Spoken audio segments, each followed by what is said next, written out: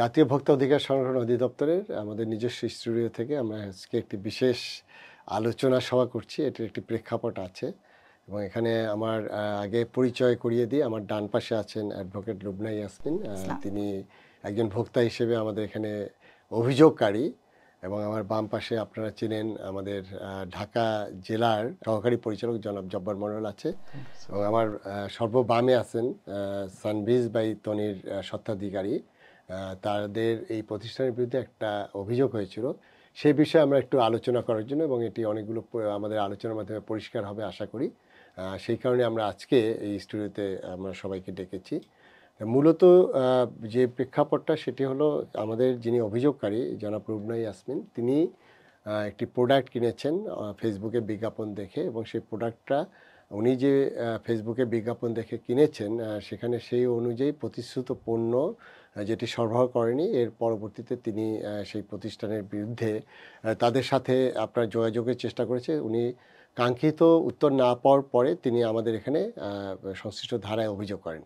এই বিষয়টি আমাদের এখানে আসার পরে তিনি সিসিএমএসের মাধ্যমে, আমরা এটা বলে রাখি যে আমরা এখন যে অভিযোগগুলো নিচ্ছে এটা টোটালি অনলাইন ভিত্তিক, এটি সিসিএমএস কনজিউমার কমপ্লেন্ট ম্যানেজমেন্ট সিস্টেমে তিনি এই অভিযোগটা দায়ের করেন, এবং এই অভিযোগটা দায়ের করার পরে এটি একটা হিয়ারিংয়ের জন্য আসে, এবং সেটি হিয়ারিং করতে গিয়ে যেটা হলো যে অভিযুক্ত প্রতিষ্ঠান যে সানভিজ বাই তনি, তাদেরকে আমরা নোটিশ করি, এবং সেই নোটিশগুলো তাদের কাছে গেছে কিন্তু তারা রেসপন্স করেনি।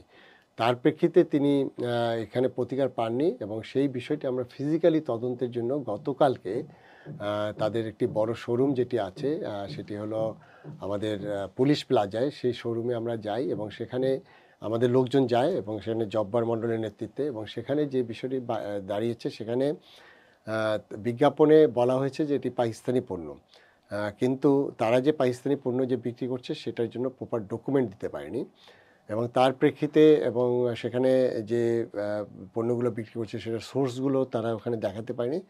আমরা তাৎক্ষণিকভাবে আমাদের আইন অনুযায়ী সেটি সাময়িকভাবে বন্ধ করে রেখেছি, এবং আজকে তাদেরকে আমরা এখানে ডেকেছিলাম। ডাকার প্রেক্ষিতে যেটি হয়েছে সেটি হলো যে এই বিষয়গুলো আমাদের অভিযুক্ত যে প্রতিষ্ঠান তানভিজ বাই তনি, তাদেরকে তনিকে আমরা বুঝিয়ে দিয়েছি, এবং সেখানে তিনি এটি রিয়ালাইজেশন করেছেন, এবং রিয়ালাইজেশনের ফলে যেটি হয়েছে যে আমরা আমাদের দুটি ধারায় আমরা তাদেরকে একটি শাস্তি আরোপ করেছি। সেই বিষয়গুলো আমরা আরও বিস্তারিত বলব। তাই প্রথমেই আমি লুবনা ইয়াসমিন, আপনি আপনার প্রতিশ্রুত পণ্য আপনি অর্ডার করেছিলেন, তা আমি একটু প্রেক্ষাপটটা জানতে চাই। আপনি কি দেখে বা কিভাবে অর্ডার করেছিলেন, এবং আপনি কি পণ্য পেয়েছিলেন, এবং আপনি কেন সংক্ষুব্ধ হয়েছেন, এই বিষয়টা যদি একটু প্রথমে বলেন। আসসালামু আলাইকুম, শুভ দুপুর সবাইকে। আমি আসলেই কখনোই চাইনি যে একটা প্রতিষ্ঠান যেটা সানভিজ বাই তনির মতো এতগুলি আউটলেট আছে তারা কখনোই প্রাতিষ্ঠানিকভাবে ক্ষতিগ্রস্ত হোক। কারণ আমরা আইনজীবী, আমরা ঈদের সময় হোক, কোনো প্রোগ্রাম হোক বা কোনো অকেশনালি আমরা যখন কোনো ড্রেস কিনি, তো আমরা রাত জেগে জেগে লাইভটা দেখে তারপর পছন্দ করি। এবং আমি ওনার কথা দ্বারা মুগ্ধ হয়েছিলাম। উনি পরিষ্কার বলেছিলেন এটা পাকিস্তানি ড্রেস এবং এটা অরিজিনাল, এটা রেপ্লিকা না। তো আই বিলিভ ইন হার ওয়ার্ডস। তো পরে যখন আসলো কাপড়গুলো, তো আমি শুধু 3টা ড্রেস অর্ডার করেছিলাম, একই কালার, একই ডিজাইনের 3টা ডিফারেন্ট কালার। তো আমি রেখে আমি চলে গেছে। আমরা তো 5 days a week কোর্টে থাকি, খুব ব্যস্ততার মধ্যে থাকি। তো আমার বোন যখন আসছে, ওকে যখন গিফট করতে গেছি, তখন দেখলাম যে সেলাই খারাপ, কাঁধের কাছে যে ট্যাগটা ছিল সেটা খারাপ। তো আমি সঙ্গে সঙ্গেই ছবি টবি তুলে আমি ওনাদের পেজে পাঠিয়েছিলাম। হ্যাঁ, তো এখন আমাদের তো আর জানার কথা না, কারণ ওনারা এত মডারেটার্স আছে, কোন মডারেটর হ্যান্ডেল করছে এই বিষয়টা আমারও জানা ছিল না। আমি যথেষ্ট ট্রাই করেছি তাদেরকে জানাতে যে আমার ড্রেসগুলো আমার পছন্দ হয় নাই, এগুলি আমি যেভাবে চেয়েছি সেটা না, কিন্তু ওখান থেকে আমাকে বারবার বোঝানোর চেষ্টা করা হয়েছে এটা অরিজিনাল। তখন আমি একটু বিক্ষুব্ধ হয়েছি যে আমি এত কষ্ট করে এত লাইভটা দেখে এভাবে অর্ডার করলাম, জিনিসটা আমি ঠিকমতো পেলাম না। আর এই ধরনের কাপড় তো আমরা পরতে অভ্যস্তও না, ভিতরে সেলাই টেলাই ছিল না।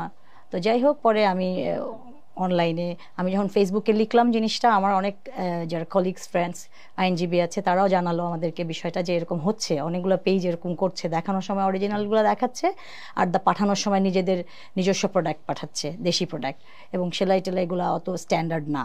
তো তো যারা আমরা বুঝতে পারি তারা হয়তো সঙ্গে সঙ্গে পার্সেলগুলো ফেরত দিই, কিন্তু আমি কমিউনিকেট করে পারিনি। পরে আমি ভোক্তা অধিকার আইনে আমি জানি যে এখানে আমার অনেক ফ্রেন্ডসরা বলেছে যে এখানে করলে আমরা একটা প্রতিকার পেতে পারি। তো একটু কষ্ট হয়েছে, অনলাইনে ফিল আপ করতে হয়েছে, তারপরে এসে সব কিছু করতে হয়েছে। তো আজকে এই জায়গাটা এসে আমার কাছে মনে হচ্ছে যে তিনটা পক্ষই প্রতিশ্রুতিশীল ভালোভাবে কাজ করার জন্য। সো আমি চাই যে এই মাধ্যমে যেন আমরা আসলে অনেক কিছু মানে অনেক কষ্টের পরে যদি একটা ভালো কিছু কেউ হয়, এটা আমাদের মানে কনজিউমার লেভেলে অনেক ভালো হবে ইন ফিউচারে, যদি আমরা করে প্রতিশ্রুতি দিয়ে সেই অনুযায়ী কাজ করি। তো আমি এজ এ ভোক্তা আমার কোনো গ্রাজ নাই। আমি চাই যে কেউ যেন এভাবে ভুয়াভাবে কোনো কমিটমেন্ট না করে, যার সাথে মিল না থাকে কাজের, মিল থেকে যেন কাজগুলো করে, সে যেই হোক, যত ক্ষুদ্র আকারে হোক আর বড় আকারে হোক। আমি মনে করি যে আমি বোঝাতে পেরেছি আমি কি বলতে চাচ্ছি। হ্যাঁ, আমি যদি একটু আপনার কাছে জানতে চাই যে আপনার কাছে মনে হলো যে এটা ভোক্তা অধিকারে অভিযোগ করতে হবে, এটি আপনি আপনার যারা কানেকশনে আছে তারাই আপনাকে পরামর্শ দিয়েছে, কিন্তু আপনি যখন অভিযোগটা করতে গেলেন আপনি বললেন যে আপনাকে একটু কষ্ট করতে হচ্ছে, মানে আমরা তো অনলাইনে অভিযোগটা নিচ্ছি, জি আপনার তো অফিসে আসতে হয়নি। জি জি জি এবং হ্যাঁ অনলাইনে কষ্ট হয়েছে যে কানেকশন কেটে যাচ্ছিল, না ওটা তো ডিফারেন্ট জিনিস হ্যাঁ, আপনার হ্যাঁ, যে, কিন্তু আমরা কিন্তু এটা খুব সহজ করেছি। আচ্ছা আচ্ছা এবং আমি যেটি আপনার এই কথার সূত্র দিয়ে আমি সব দর্শক যারা দেখছেন তাদেরকে জানাতে চাই, আপনাদের অনেক অভিযোগ আছে, আপনারা অনেক সময় অভিযোগ করতে আগ্রহী হন না কেন, যে অফিসে যেতে হবে, তারপরে সেখানে যানজট, আপনার সময় কুলাতে পারেন না, আবার হয়তো সিলি ম্যাটার। সেই জন্য আমি আপনাদেরকে জানাতে চাই যে অ্যাডভোকেট লুবনা উনি কিন্তু অনলাইনে করেছেন খুব সহজ পদ্ধতিতে। আমাদের যে ওয়েবসাইট আছে dncrp.gov.bd, সেখানে যদি আপনি ওখানে ক্লিক করেন তখন সেখানে আপনার একটা আপনি সরাসরি ওখানে সিসিএমএসে যেতে পারবেন এবং সেখানে সিম্পল, অর্থাৎ যে ওখানে আপনার নামটা, মোবাইল নাম্বারটা, অভিযোগের বিষয়টা একটা ছোট বর্ণনা, প্লাস হলো আপনার অভিযুক্ত প্রতিষ্ঠানের ডিটেলসটা থাকতে হবে। কারণ অনেক সময় দেখা যাচ্ছে যে অভিযুক্ত প্রতিষ্ঠানের ডিটেলসটা না থাকলে আমরা আসলে তাদেরকে নোটিশ করে পাই না। আরেকটি হলো যে সেটার জন্য সামান্য কিছু প্রমাণপত্র, দালিলিক প্রমাণপত্র থাকবে, এবং তখন হয় কি যে আপনার কাছে অটোমেটিক আপনার কাছে একটা ওটিপি চলে যাবে এবং এরপরে আপনার কাছে একটি কেস নাম্বার পড়ে যাবে সাথে সাথে, এটা অটো জেনারেটেড, এবং তারপরে এটি কোথায় গেল, কোন অফিসারের কাছে গেল, সেটা হিয়ারিং হবে এবং হিয়ারিংয়ের পরে আপনার এটা সমাধান হবে। তা আমি এই জন্যে আপনার এই কথা সূত্র ধরে আমি বলতে চাই যে আপনারা এই ভোক্তা অধিকার অধিদপ্তরে আপনারা যদি অ্যাজ এ কনজিউমার হিসেবে আপনারা মনে করেন আপনার কোনো বিষয়ে ভোক্তার অধিকার ক্ষুণ্ণ হয়েছে, আপনারা অভিযোগ দায়ের করেন, আমরা সেই বিষয়টি ভোক্তার স্বার্থে আমরা সেটা নিষ্পত্তি করব এবং সেই প্রতিকার দেবো, এই জন্য আমরা প্রতিশ্রুতিবদ্ধ। আরেকটি বিষয়ে আমি পরবর্তী আলোচনায় আসব, সেক্ষেত্রে আপনি অভিযোগের হিয়ারিং বা এই সব ক্ষেত্রে আপনার কোনো হ্যাসেল হয়েছে কিনা এটা আমরা পরবর্তী আলোচনায় আসবো।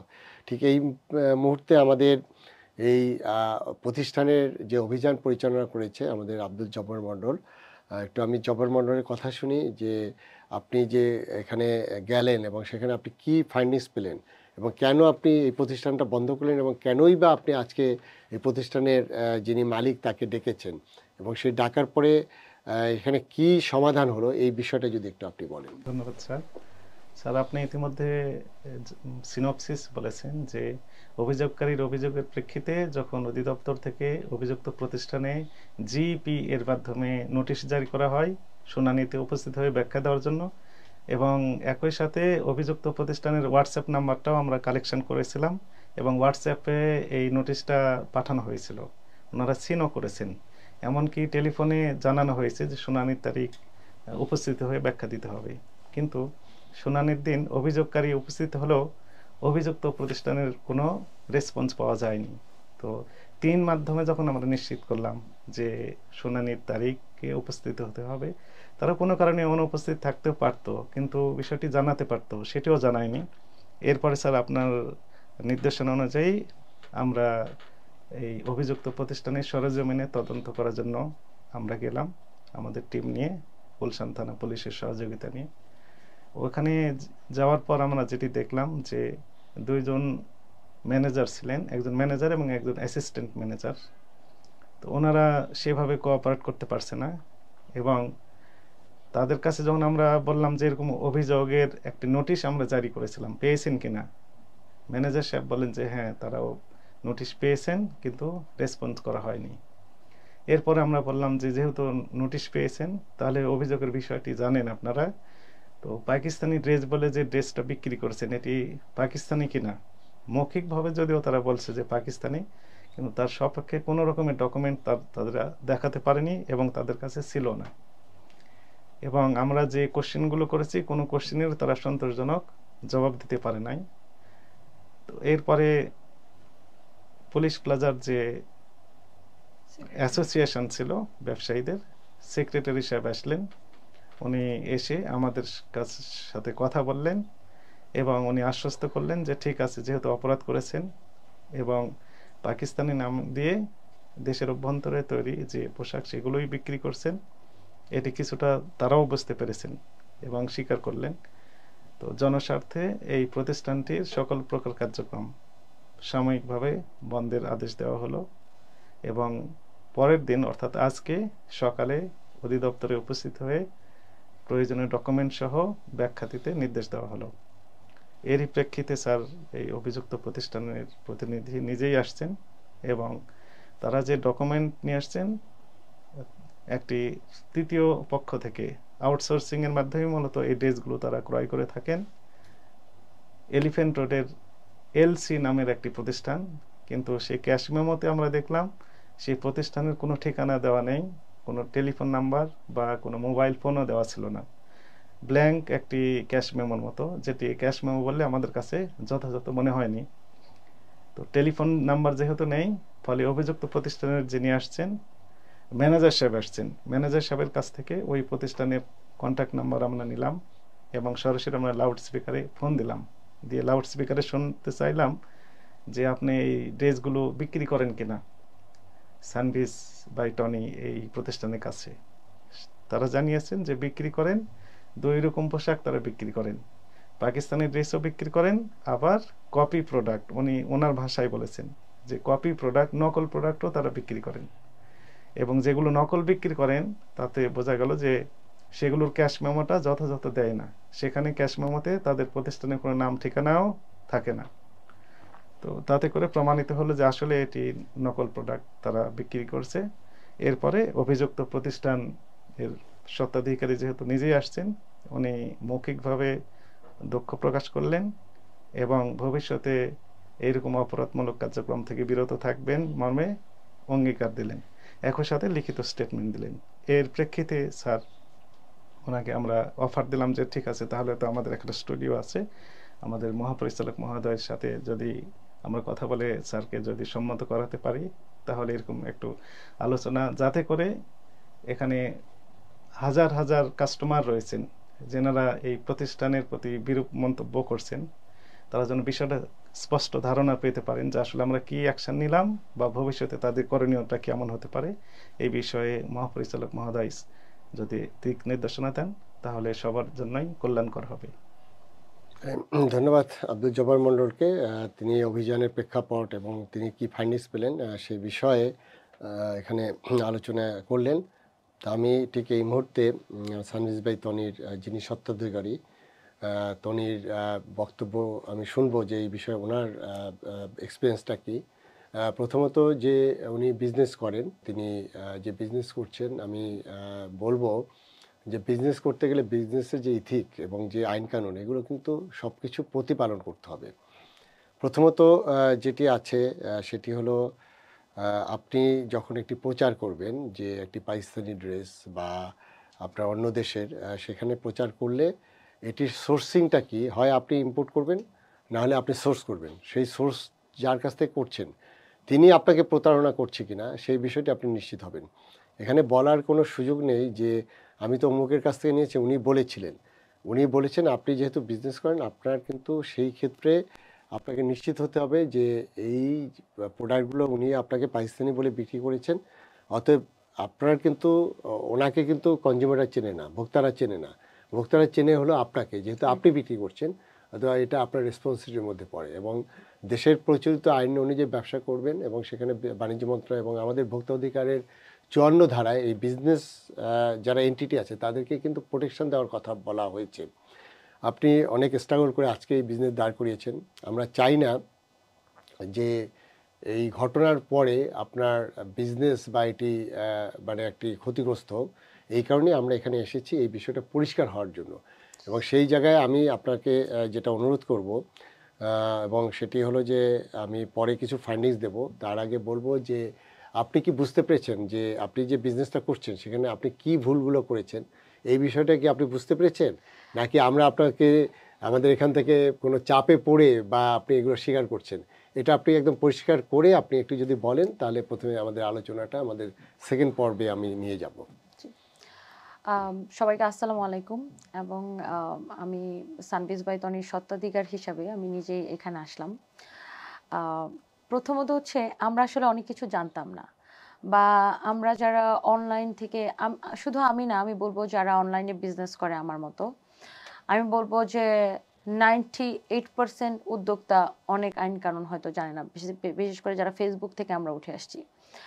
তো আমরা যেহেতু অনলাইনে শুধু করি না, আমরা অনলাইন থেকে পরবর্তী সময় আমরা শোরুমে গেছি, এবং কাস্টমারের চাহিদা, শোরুমে কিন্তু কাস্টমাররা এসে ফিজিক্যালি কিনে, এবং আমাদের পণ্য তাদের ভালো লাগে দেখেই কিন্তু আমরা বিভিন্ন ডিস্ট্রিক্টে, বিভিন্ন জেলা এবং ঢাকার মধ্যে অনেকগুলো শোরুম আমরা দিতে পারছি। সবাই কাস্টমার এসে দেখে দেখে কিনে, এবং আমরা কিন্তু সারা বাংলাদেশে ক্যাশ অন ডেলিভারি দিই। আমরা কিন্তু কোনো অ্যাডভান্স টাকা নিই না। আমাদের ডেলিভারি সিস্টেম হচ্ছে কাস্টমার প্রোডাক্ট পাওয়ার সময় দেখে ভালো লাগলে সে টাকা দিয়ে রিসিভ করে, আদারওয়াইজ সে রিটার্ন করে দেয়। তো এখানে আমরা আসলে অনেক কিছু জানতাম না। যেমন আপা যে কমপ্লেনটা করেছিল আমার প্রতিষ্ঠান সম্পর্কে, এই কমপ্লেনটা আমার স্টাফ সম্পূর্ণ গোপন করে গেছে। মানে আমার এখানে তো অনেক স্টাফ কাজ করে, আর আমি যেহেতু বিজনেসটা একা সামলাই, আমার পক্ষে আসলে প্রত্যেকটা জিনিস আমার মাথায় রাখা আসলে সম্ভবও হয় না, যেহেতু আমি একাই কাজ করি। তো আমার স্টাফ জিনিসটা ইগনোর করে গেছে, মানে তারা আসলে এটা গায়ে লাগায় নাই। যে কারণে পরবর্তী সময় আপা রেসপন্স নেপে উনি ভোক্তা অধিকারে এসেছে, এবং আমি ওনার প্রতি আমার শতভাগ আমি রেসপেক্ট দেখাই, কারণ ওনার একজন কাস্টমার হিসেবে ওনার সেই অধিকার আছে। তো ভোক্তা অধিকারে ওনারা আসার পরে ওনারা যে চিঠিটা আমাদেরকে দিয়েছে, সেটা আমাদের যেটা মেইন ব্রাঞ্চ পুলিশ প্লাজা শোরুমে পাঠিয়েছে। তো ওই শোরুমে যে চিঠিটা গিয়েছে সেটাও আমার স্টাফরা চিঠিটা রিসিভ করেছে, কিন্তু এই বিষয়ে আমাকে কোনো প্রকার অবগত করে নাই। আমাকে যদি অবগত করতো, তাহলে এই যে ওনারা শুনানির ডেট দিয়েছিল, নিশ্চয়ই এখানে আমার কোনো লোক বা আমার লয়ার বা আমার অফিস থেকে কেউ অবশ্যই উপস্থিত থাকতো। কারণ আমার প্রতিষ্ঠানটা তো আমি বাসায় বসে করি না, আমি যেহেতু সারা দেশে ছড়িয়েছি, আমার একটা রেপুটেশনের ব্যাপার আছে। সো আমি অবশ্যই এটাকে ওনাদের অফিসে এসে এটা সমাধানের ব্যবস্থা করতাম যদি এটা আমার মাথায় যেত। তো আমার এখানে আসলে যারা সেলসম্যান কাজ করে, তাদের শিক্ষা দীক্ষা বা তারা এটাকে আসলে ওইভাবে গুরুত্ব সহকারে দেখে নাই যে ভোক্তা অধিকার থেকে চিঠি দিছে কি হবে, এরকম মনে করে চিঠিটা ফেলে রাখছে, এবং তারা এই বিষয়ে আমাকে কোনো অবগত করে নাই।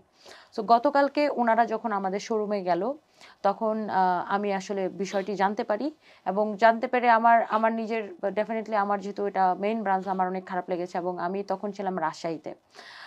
আর আরেকটা জিনিস আমি বলবো, ওনারা আমাদেরকে কোনো চাপ প্রয়োগ করে নাই। আমি নিজে অনেক কিছু শিখতে পেরেছি এই ঘটনাটার মধ্য দিয়ে, কারণ আমার তো কোনো কাস্টমারের সাথে দুই নাম্বারই করার কোনো ইচ্ছা নাই। কারণ আমরা বিজনেসটাকে আরও পৃথিবীর বিভিন্ন দেশে ছড়াই দিতে চাই সানভিজ বাই তনিকে। সো আমরা অনেক কিছু জেনেছি, যেমন এটা হয়তো অনেক উদ্যোক্তারাই বা অনেক ব্যবসায়ীরা জানে না যে আমরা পণ্যটা যেখান থেকে পারচেস করি বা পণ্যটার সোর্সিংটা কি, সেই কাগজপত্রর ফটোকপি আমাদের শোরুমে রাখতে হবে। এই জিনিসটা আমরা একদমই অবগত ছিলাম না। আমরা ভাবতাম যে আমাদের হেড অফিসে রাখলেই হবে, বা আমরা বছর শেষে একবার হিসাব করে ওই কাগজপত্র আমরা হয়তো ফেলেও দিতাম। দেখা যেত প্রতি বছর হিসাব করে আর আমরা রাখতাম। আমরা ভাবতাম এই কাগজ দিয়ে আর কি হবে।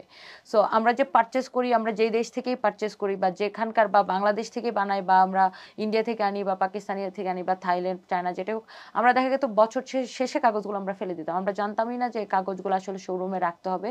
কখনো যদি ধরেন আমি এই শার্টটা আজকে পারচেস করছি, এটা আমার এই বছর কোনো কারণে সেল নাও হইতে পারে, এটা আমার স্টক থেকে যেতে পারে, এটা আমার আগামী বছরে সেল হইতে পারে। সো আমরা দেখা যেত কাগজগুলো আমরা ফেলে দিতাম, আমরা জানতাম না যেটা শোরুমে রাখতে হবে। এটা অনেকেই, আমি বলবো যে বেশিরভাগ বিক্রেতা এটা আমরা হয়তো জানি না। তো স্যাররা একটা সুন্দর সলিউশন করেছে, এবং আমি এটার জন্য দুঃখিত। আমি এই বিষয়ে আরও অনেক বেশি সতর্ক থাকব। এবং আমরা যেখান থেকে পারচেস করি পাকিস্তানি ড্রেসগুলা, জব্বার স্যার হয়েছে ওনাদেরকে কল দিয়েছিলেন, এবং ওনারা হচ্ছে যে জিনিসটা ওইভাবে রেসপন্স করে নাই, মোটামুটি অ্যাভয়েডই করে গেছে। যেহেতু যেহেতু এটার প্রচারটা আমি করেছি এবং এটার লাইভে যে আমি বলেছি, সো সেই ক্ষেত্রে আসলে এখানে আমি বা আমার যে ক্যারিয়ার বা যারা নিয়ে আসছে সেক্ষেত্রে তাদেরকে কাস্টমার চেনে না, কাস্টমার আমাকে চেনে। এবং আমরা এটাও জানতাম না যে আমরা যেখান থেকে সোর্সিং করব তাদের এলসির কাগজপত্র বা প্রোডাক্টটা যে ইম্পোর্ট হয়েছে সে কাগজপত্রগুলো আমাদের কাছে রাখতে হবে। সো যেহেতু আমরা এই ধরনের এক্সপিরিয়েন্সের সম্মুখীন হই নাই, সো এই এক্সপিরিয়েন্সটা হওয়াতে আমি এটাকে নেগেটিভলি নিচ্ছি না, খুব পজিটিভলি নিচ্ছি। কারণ এটা আমাদের জন্য ভালো হয়েছে, আমরা অনেক কিছু জানলাম এবং শিখলাম যে আমাদের কাছে আমাদের প্রোডাক্টের সকল ডকুমেন্টস রাখতে হবে সব শোরুমে, আমাদের এলসির কাগজগুলো রাখতে হবে, বা আমরা যেখান থেকে সোর্সিং করছি তাদের এলসির কাগজগুলো রাখতে হবে, সব কিছু রাখতে হবে। সো আমি এইটা অবশ্যই আমরা নেক্সট টাইম আমরা এটা খুব ভালোভাবে এটা আমরা ফলো করব, এবং এটা আমি নিজে জানলাম। এবং দেখা গেছে যে আমাদের কোম্পানিতে ধরেন যে 250 মানুষ কাজ করে, একটা স্টাফের একটা ভুলের জন্য সেটার খেসারত হয়তো আমাকে দিতে হচ্ছে, বা যে কোনো প্রতিষ্ঠানের একটা স্টাফের ভুলের জন্য খেসারত মালিককে দিতে হয়। তো সেক্ষেত্রে আসলে আমরা যদি আইন কানুনগুলো আরো ভালোভাবে জানি, আইনের মধ্যে থাকি, ভোক্তা অধিকারের যে কি আইন, সেই আইনগুলো যদি আমরা ঠিকমতো ফলো করি, মনে হয় আমরা এই কমপ্লেইনগুলো আমরা আরো অনেক ভালোভাবে ওভারকাম করতে পারবো। কারণ আমাদের দিন শেষে কাস্টমারদের সাথেই কাজ। এমন না যে আমি আজকে বিক্রি করলাম কালকে আর বিক্রি করবো না, শেষ আমার বিজনেস। আমার রিপিট কাস্টমার দরকার, এই কাস্টমার যেন আমার কাছে ঘুরে ফিরে আসে। তো কাস্টমারের সাথে সুসম্পর্ক বজায় রাখাটাই হচ্ছে যে আমাদের দায়ভারের মধ্যে এটা পড়ে। সো অবশ্যই আমরা এই বিষয়ে আরো সতর্কতা অবলম্বন করব।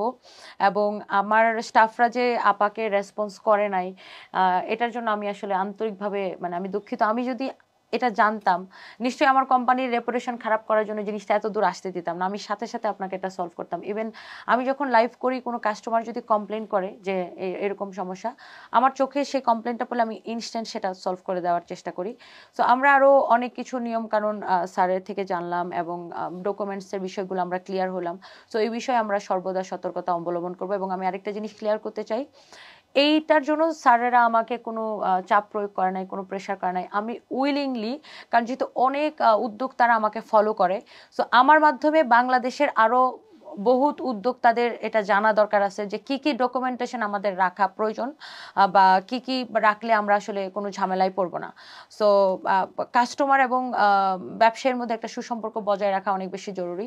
সো এইটা আমি বলবো যে এটাকে আমি অনেক অ্যাপ্রিসিয়েট করি, এবং আমার নিজের শিখা হলো, এবং স্যারকে এবং অনেক ধন্যবাদ। আমরা শুনলাম অভিযুক্ত প্রতিষ্ঠানের স্বত্বাধিকারী টনির কাছ থেকে। আমি একটু দ্বিতীয় পর্বের আলোচনায় আমরা একটু জানতে চাই আমাদের অ্যাডভোকেট লুবনা ইয়াসমিন, আপনি অভিযোগ করার পরে আপনার কি প্রসেসে আপনি আজকে এই পর্যন্ত আসলেন, অর্থাৎ যে অভিযোগটা কীভাবে আপনার জন্য হিয়ারিংয়ের জন্য কীভাবে ডাকলো, এই প্রসেসটা যদি একটু বলেন।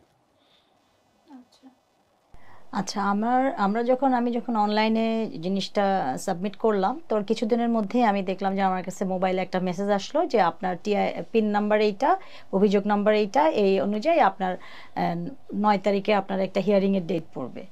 তো আচ্ছা ঠিক আছে, আমি জানলাম। তো আমি আমার 2-1 আইনজীবী বন্ধুদেরকে বললাম যে ভাই এই অবস্থা, এটা তো যেতে হবে মনে হচ্ছে হিয়ারিংয়ের দিনে। তো সেই অনুযায়ী আবার হিয়ারিংয়ের 2 দিন আগেও আমাকে ফোন করা হলো যে আপনার ডেট কিন্তু আপনি নিশ্চয়ই পেয়েছেন আমাদের মেসেজ। আমি বললাম যে জি পেয়েছি। তো সেই অনুযায়ী আমি কোর্টে ছিলাম, কোর্ট থেকে কমিউনিকেশনটা করেছিলাম। পরে আমরা টাইমলি এসে আমরা ওয়েট করছিলাম। তো আমাদের যে অপোজিট পক্ষ ছিল তারা আসেনি, তাদের জন্য বেশ কিছুক্ষণ অপেক্ষা করার পরে আমার পার্টটুকু আমি কমপ্লিট করে, যে আমি যে অভিযোগটা ছিল সেই অভিযোগে জিনিসগুলো ঠিকমতো সাবমিট করে আমি চলে গিয়েছিলাম। তো পরবর্তীতে গতকাল আমি যা দেখতে পেলাম যে এই ভোক্তা অধিকার সংরক্ষণ অধিদপ্তর থেকে পুরো টিম সানভিজ বাই তনির যে মেইন আউটলেট পুলিশ প্লাজায় ছিল সেখানে গিয়েছিল। সেখানে গিয়ে তারা তাদের মতন করে তদারকি করেছে, তাদের যা কাজ। আসলে আমি তো ওনাদের কাজগুলো অত ডিটেলড ওইভাবে জানি না, কিন্তু আমি পরে দেখলাম একটা ভিডিও। তো আমি অত্যন্ত ধন্যবাদ এবং কৃতজ্ঞতা জানাতে চাই উপযুক্ত কর্তৃপক্ষকে, স্যারকে এবং সবাইকে, যে তারা এত দায়িত্বশীলতার সাথে কাজটা করেছেন। কারণ আমি আসলেই আমার কাছে মনে হয়েছে যে এটা তো আসলে যেটা সানভিজ তনি বললেন যে ওনার ওনার ওনার ইচ্ছা যে একজন কাস্টমারের সাথে ভালো ব্যবহার করা এবং ভালো সম্পর্ক তৈরি করা, কারণ ওনাদের বিজনেসটাই হচ্ছে কাস্টমারদের সাথে। আমরাও সারা দিন শেষে একটা ভালো প্রতিষ্ঠান চাই যাদের সাথে নির্বিঘ্নে আমরা তাদেরকে অর্ডার করতে পারি এবং তাদের প্রোডাক্ট আমাদের বাসায় আসলে যেন আমরা অত্যন্ত আনন্দের সাথে সেটা ব্যবহার করতে পারি। তো সুসম্পর্ক রাখাটাই অত্যন্ত জরুরি। তো পুরো প্রসেসটার মধ্যে দিয়ে যে স্যাররা গেলেন, এটা আমার কাছে খুবই টাইমলি মনে হয়েছে এবং উপযুক্ত মনে হয়েছে। আপনি যখন জানলেন যে কালকে ওই প্রতিষ্ঠান আপনার সাময়িক বন্ধ করে দেওয়া হলো, এই নিউজটা কিভাবে আপনি জানলেন? আমাকে আমার কলিগস ফ্রেন্ডস যারা ছিল, যারা জানতো যে এই বিষয়টা নিয়ে, তারা আমাকে একটার পর একটা ভিডিও পাঠাতে লাগলো রাত্রেবেলায়। তো আমার দেখার পর আমার খারাপ লাগা শুরু হয়ে গেল, কারণ আমি কখনোই চাই না যে একজন লেডি এন্টারপ্রেনার এভাবে অন্য মানুষের দ্বারা এভাবে হার্ট হোক।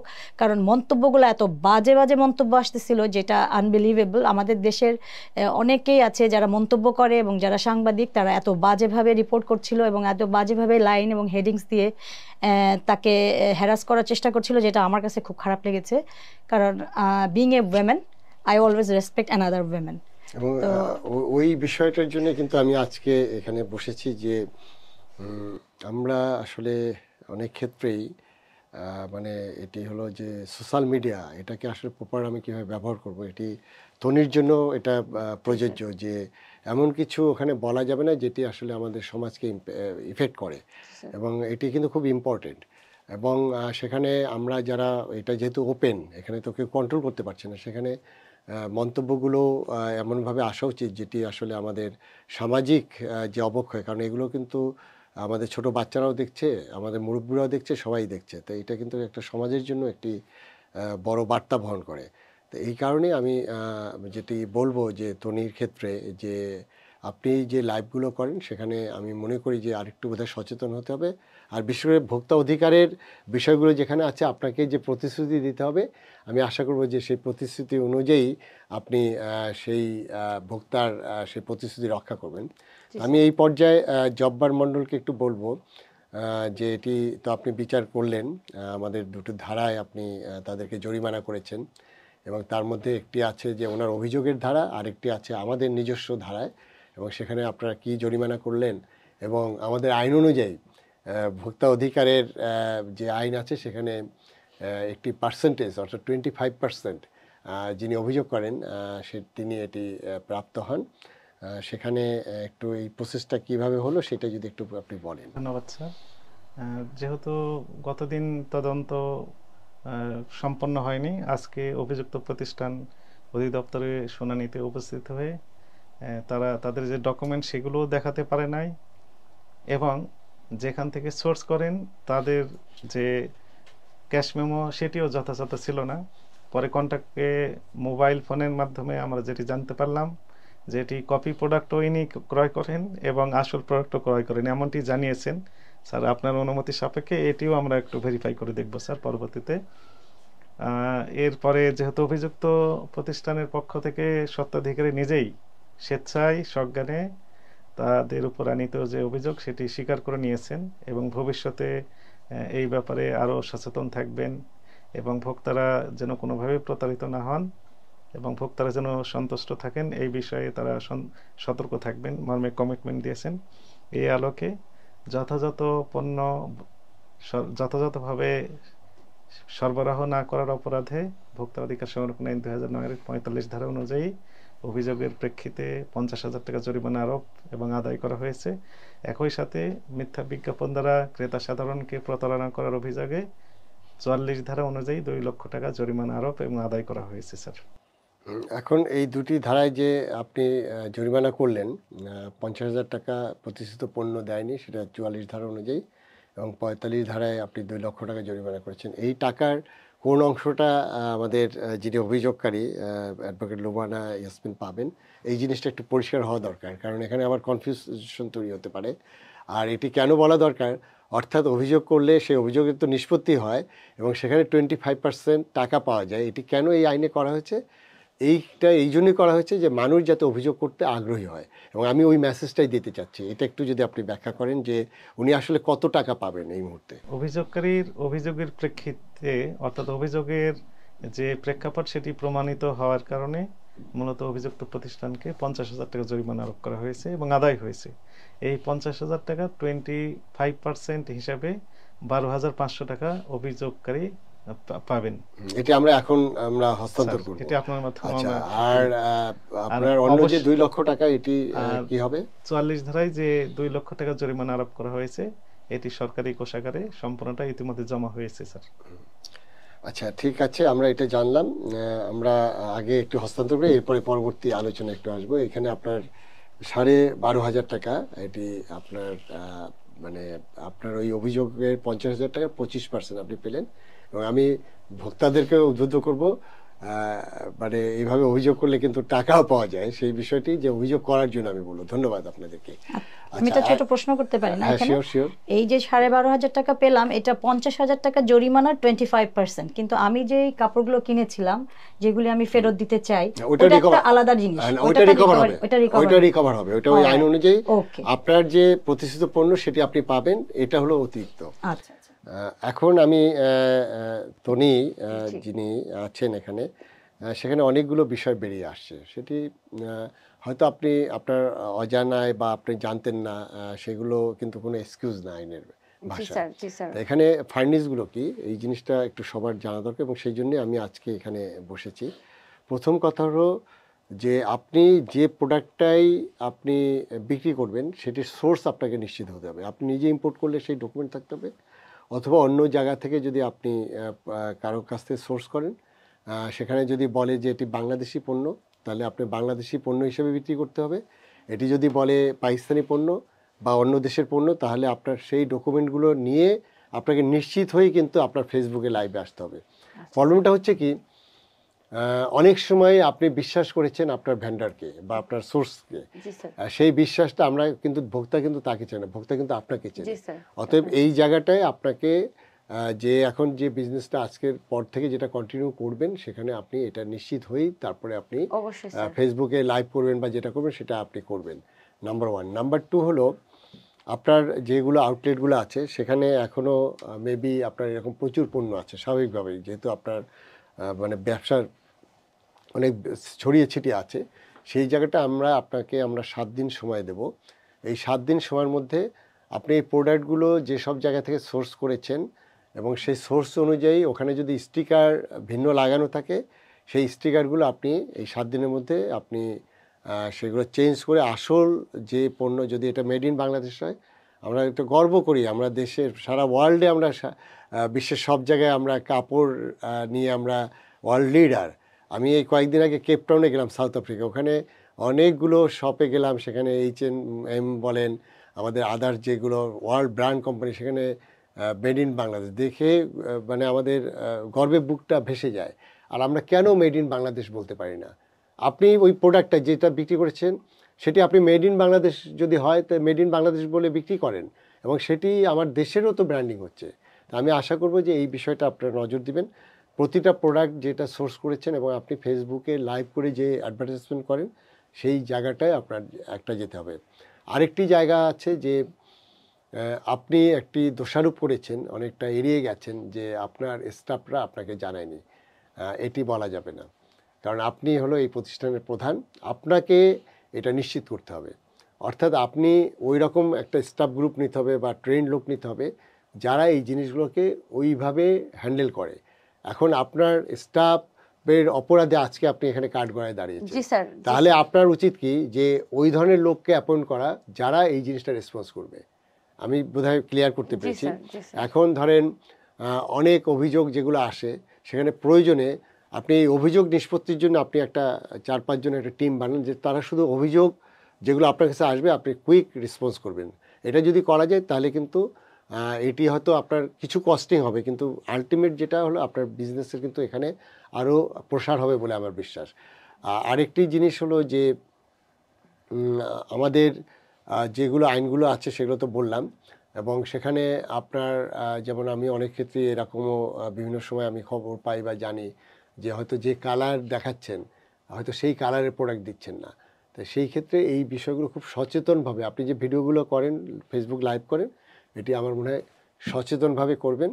আর এই লুবনা আপা যেটা বললেন যে অ্যাডভার্স মন্তব্য, এটার পিছনে নিশ্চয়ই আমি আর এটা আপনাকে বলে বোঝাতে হবে না। জি স্যার। এমন কিছু ওখানে করা যাবে না, এমন কিছু বলা যাবে না যেটি মানুষের মধ্যে একটা নেগেটিভ ধারণা তৈরি হয়।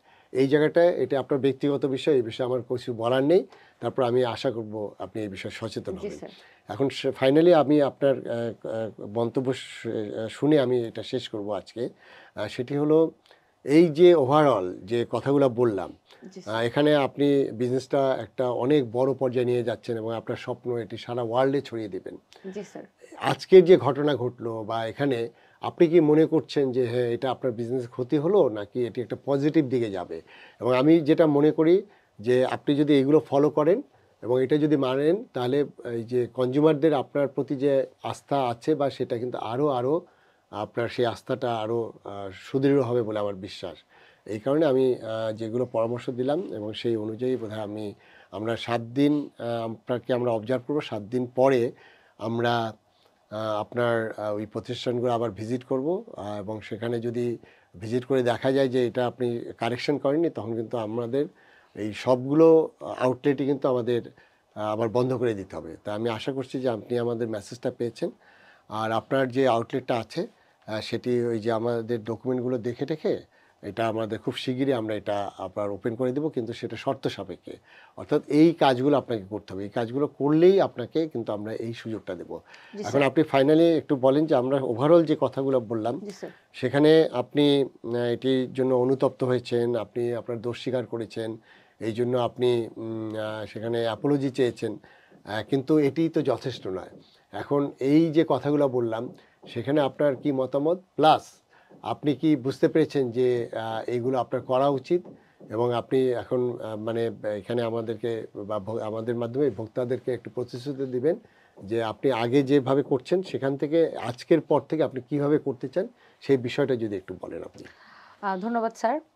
সো আমি আসলে আজকের যে ঘটনাটা এটার জন্য আমার একদিক দিয়ে আমার ভালো হলো, মানে আমি অনেক কিছু জানতে পারলাম, অনেক কিছু আমি শিখলাম, মানে it's a learning for me.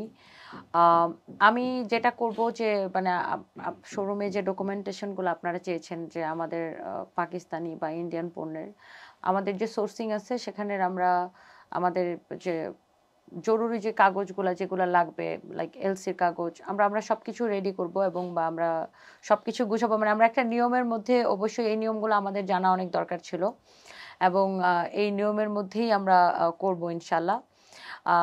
এই ঘটনাটার জন্য আমি এটাকে খুব পজিটিভলি নিছি, কারণ আসলে আমারও অনেক কিছু শেখার দরকার ছিল যে স্টাফদের একটা ভুলের জন্য আমি কিরকম বিপদে পড়তে পারি বা একটুখানি মিস্টেকের জন্য অনেক বড় কিছু হতে পারে, এটা আমি শিখলাম। বা আমার কি কি আরো করতে হবে বা কাস্টমারের সাথে আমার আরো কিভাবে সম্পর্ক ভালো রাখতে হবে, এগুলো আমি শিখলাম। বাট এই ঘটনার পর আমি একটা জিনিস নিয়ে স্যার বিব্রত, সেটা আমি ক্যামেরার মধ্যে বলতে চাই যে কিছু অনলাইন পোর্টাল এবং সাংবাদিক নিজের মন মতো করে, যেহেতু আমি একজন নারী উদ্যোক্তা, হয়তো অনেকেই মানে এটা অন্যভাবে দেখে, নিজের মন মতো করে রসালো ক্যাপশন দিয়ে তারা বিভিন্ন নিউজ করেছে যেগুলো আপনার হয়তো শুধুমাত্র ভিউজের জন্য। বাট আমরা কিন্তু স্যার আপনারা যেটা বলেছেন আমরা সব কিছুতে এগ্রি করেছি এবং আপার সাথেও কথা বলেছি, আপার সাথেও আমরা এগ্রি করেছি। বাট এই যে রসালো নিউজগুলো, এগুলো হয়তো স্যার আমাদের সাময়িক একটু অসুবিধায় ফেলবে। তবে স্যার আমি বিশ্বাস করি স্যার আমরা যদি কাজ করি অবশ্যই এটা আমরা ওভারকাম করে আসবো। আমরা শুনলাম সব পক্ষের বক্তব্য, আমি শেষ করতে হবে। তারপর আমি যে জিনিসটা বললাম যে আজকের এই আলোচনাটা করলাম সেটি আসলে পরিষ্কার হওয়া দরকার। একজন অভিযোগকারী তিনি কিভাবে অভিযোগ করবেন এটিও আমরা জানতে পারলাম, অভিযোগের প্রতিকারগুলো কিভাবে পাওয়া যায় সেটাও আমরা জানতে পারলাম, এবং যিনি অভিযুক্ত তার মধ্যে যে রিয়ালাইজেশন আসলো এবং সেটাও আমরা জানতে পারলাম। এবং এটার সাথে আরেকটি আসপেক্ট আছে, যেহেতু উনি অনলাইন অফলাইন দুইটা বিজনেস করে, সেখানে অনলাইনে এমন কিছু বলা যাবে না যেটি সমাজে বিরূপ প্রতিক্রিয়া হয় বা এরকম নেগেটিভ যে বিষয়গুলো আসে। এবং সেই জায়গাগুলোতে আমি মনে হয় যে আজকে আমরা এই আলোচনা করলাম এবং এটি যখন আপনার আপলোড হবে তখন আমি জানি যে অনেক বিরূপ মন্তব্য আসবে, কিন্তু এই বিরূপ মন্তব্য থেকে আমরা একদিন মানুষের রিয়ালাইজেশন আসবে এবং আমরা আসলে বলবো যে একটু সবাই আমরা সভ্য আচরণ করবো। এটি সব পক্ষ আমরা করব, আমাদের অভিযোগকারীরা করবে, আমাদের যারা অভিযুক্ত প্রতিষ্ঠান তারাও করবে। আমরা যদি সভ্য আচরণ করি তাহলে একদিন আসলে এই ভুলগুলো আমরা বুঝতে পারবো। আর সবচেয়ে বড় ব্যাপার যে জিনিসটা হলো সেটি হ্যাঁ, আমাদের টাকা পয়সার অনেক দরকার, কিন্তু সেই টাকা পয়সা আমরা কিভাবে ইনকাম করব বা কি করব সেটারও কিন্তু একটা শালীনতা আছে বা এরকম আছে। তো সেই কারণে এই বিষয়টা আমি কেন বলছি যে আমরা এমন কিছু করব না যেটা সমাজে হয়তো বিরূপ প্রতিক্রিয়া পড়ে বা অথবা এরকম নেগেটিভ কমেন্ট আসে। আর আমাদের আইন অনুযায়ী যে ব্যবসার যে বিষয়গুলো আছে সেগুলো আমরা ডিটেলস বললাম। সেই অনুযায়ী আমি আশা করি যে সানভিজ বাই তনি তারা আজকে সেই রিয়ালাইজেশনটা আসছে এবং নেক্সট ডে থেকে তারা একটি ভিন্ন মাত্রায় তারা একদম কি বলবো যে আপনার ডকুমেন্টেড যে বিষয়গুলো আছে, লিগ্যাল যে ইস্যুগুলো আছে, এগুলো প্রপার জিনিসগুলো অ্যাড্রেস করেই তারা এই বিজনেস করবে। আমি সবার মঙ্গল কামনা করছি। সবাইকে ধন্যবাদ আমাদের এই ভিডিওটা শোনার জন্য। আপনারা সবাই ভালো থাকবেন। আসসালামু আলাইকুম।